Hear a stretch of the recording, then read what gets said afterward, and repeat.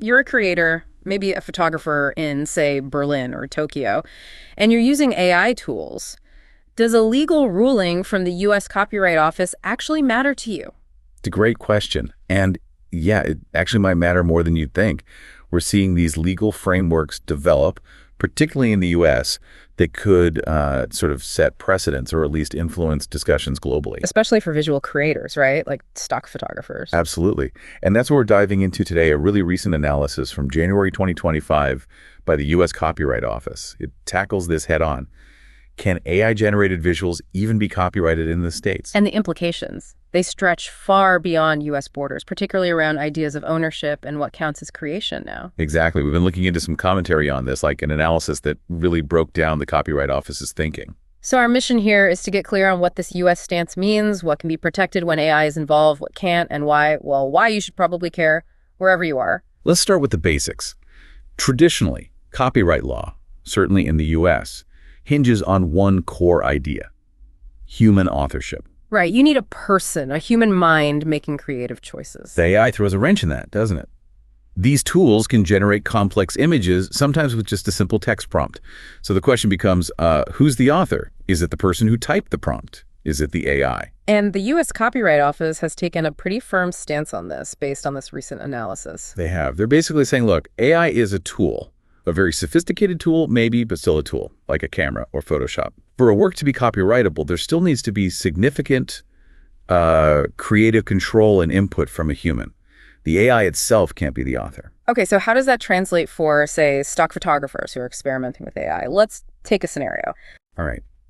Imagine a photographer uses AI to generate maybe a dozen different background concepts based on their detailed prompts. They don't just pick one randomly. They carefully select the best one and then spend hours modifying it, changing colors, adding textures, integrating it seamlessly with a subject they photographed separately. So they're really putting their own stamp on it. Precisely. That curation, that significant modification, that's the human authorship the Copyright Office is looking for.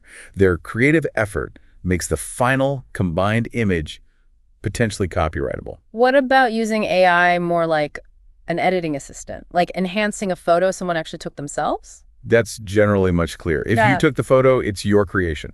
Using AI to, say, upscale it, remove noise, apply a filter you chose, those are just editing steps using a new tool. Yeah. You, the photographer, made the core creative decisions. The copyright remains yours. Okay, that makes sense. But the trickier area is when the AI does almost everything right, like using Midjourney or DALL-E with just a text prompt and getting a finished image back. Minimal human tweaking. Yes, and that's where the Copyright Office draws a line, at least for now. Their analysis suggests that works generated primarily by an AI system, without substantial subsequent human creative intervention, aren't eligible for U.S. copyright protection. So just writing the prompt, no matter how clever it is, isn't enough creative input by itself to claim authorship in the U.S. Apparently not, according to this guidance. The act of generating the image is seen as being done by the AI in that scenario, not the human prompter. That's all they did. This feels like a huge deal for anyone relying purely on AI output. But what about hybrid works, where it's a real mix of human skill and AI assistance? That's where things get more nuanced and potentially more favorable for copyright. If there's a genuine collaboration where the human is clearly directing and significantly shaping the final output, the chances of copyright protection are much higher. Can you give an example? Sure. Think of an illustrator using AI to generate maybe complex geometric patterns. But then they take those patterns, manually rearrange them, integrate them into their own hand-drawn character design, adjust the lighting and perspective to fit their unique style. So the human contribution is obvious and substantial. It's not just hitting generate. Exactly. The human's artistic judgment and skill are driving the final result, even if parts were initially AI generated. It's about that significant creative intervention. So for creators wanting to use AI but still secure copyright in the U.S., what are the practical takeaways? What should they be doing? Well, based on the principles in the analysis, step one seems crucial. Document your process. Keep records. Records of what? Your prompts, yes, but more importantly, the steps you took after the AI output. What did you change? How did you modify it? How did you integrate your own style or vision? This documentation acts as evidence of your human authorship. Okay, proof of work, essentially. What else? Step two, maintain creative control. Don't just be a passive user accepting the first thing the AI spits out. Make significant creative choices. Guide the tool, refine the output, make it yours. Be the artist, not just the operator. You could put it that way. And maybe a third point. Use AI strategically. Think of it as a powerful assistant or a component generator, maybe. Use it to enhance your vision, not replace it entirely.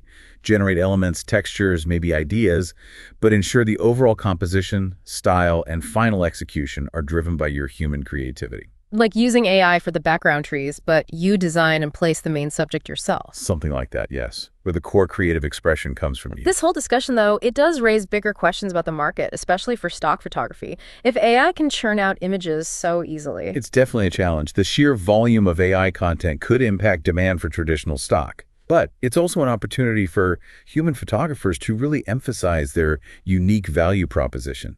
Authenticity, specific artistic vision, the human story or perspective behind the image, and crucially, the legal certainty that often comes with traditionally created and licensed work. And what about the ethics of AI modifying existing photos, maybe even copyrighted stock photos? Is that a derivative work? Is it infringement? That's a really complex area legally. Minor AI tweaks might not create a new copyrightable work and could risk infringing the original.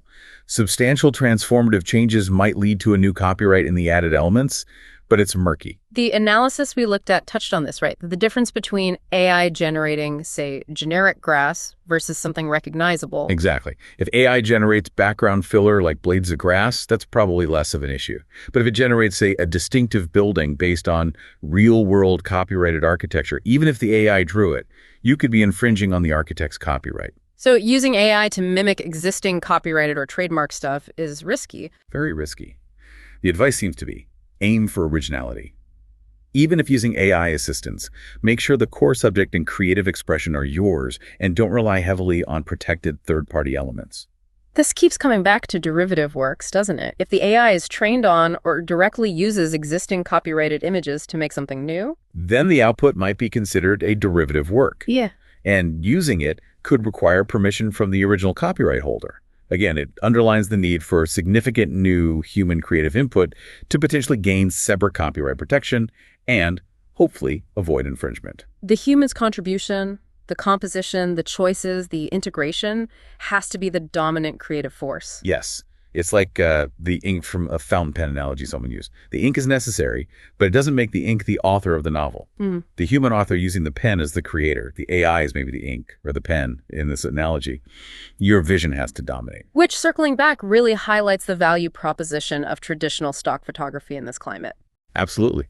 When you license a traditional stock photo, you generally know it was created by a human, you get clear licensing terms, and often the agency provides indemnification protection against legal claims.